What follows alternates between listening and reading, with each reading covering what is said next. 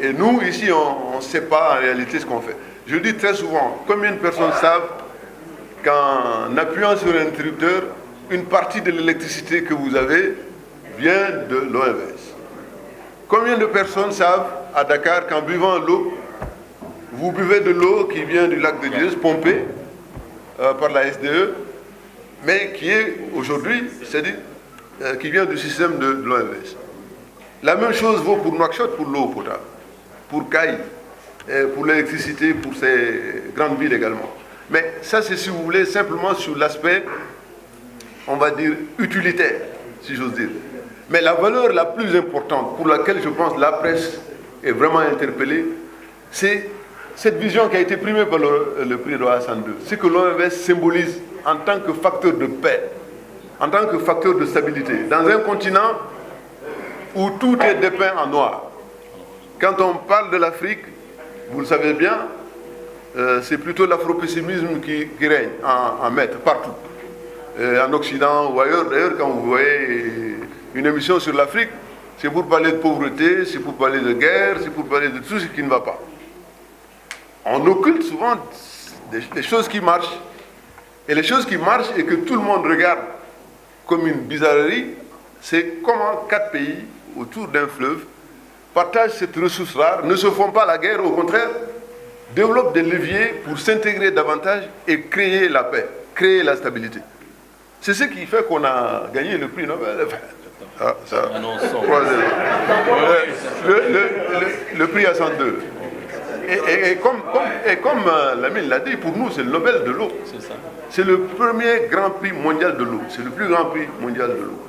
Si dans votre secteur, vous êtes reconnu comme bon, je crois que vous ne pouvez pas avoir plus de satisfaction, sauf autre chose. Donc, l'enjeu ici, c'est que la presse déjà présente ici comprenne.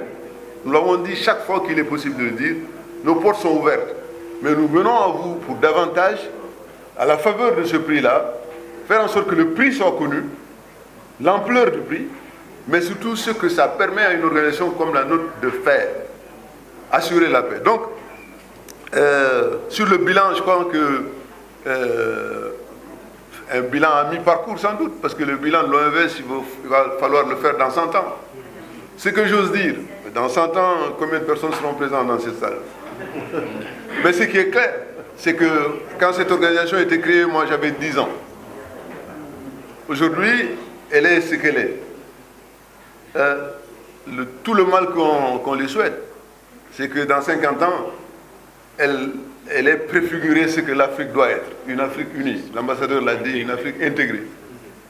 On rappelle souvent, l'Europe s'est construite après la Seconde Guerre mondiale, une des guerres les plus meurtrières de l'histoire de l'humanité. Personne n'aurait jamais parié sur la paix en Europe.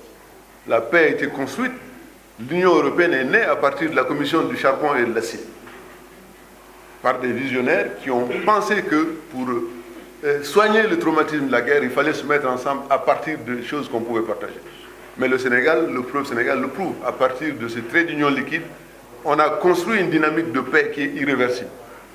Donc il faut que la presse le sache, en dehors de l'aspect utilitaire du courant, en dehors de la navigation du fleuve, sur le fleuve qui va être une réalité, qu'il y a une organisation comme l'OMVG, et le haut-commissaire de l'OMVG l'a rappelé, une organisation qui construit la paix. Imaginez un tant soit peu la gestion de ce fleuve sans l'OMS. Imaginez. Avec la raréfaction de la ressource, avec la montée en puissance des usages, ce serait un cycle de conflit sans arrêt. On a d'ailleurs un exemple qui nous le prouve, sur le Nil bleu.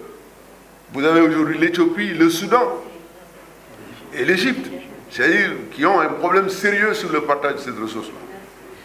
Vous avez beaucoup de pays qui viennent de l'Asie centrale jusqu'au cœur du Sénégal ici pour venir s'inspirer de l'exemple du Sénégal. À la faveur du Forum mondial de l'eau, nous avons reçu combien de pays? C'est à 5 pays de l'Asie centrale qui sont venus, ils étaient à leur deuxième voyage, sans parler des pays africains.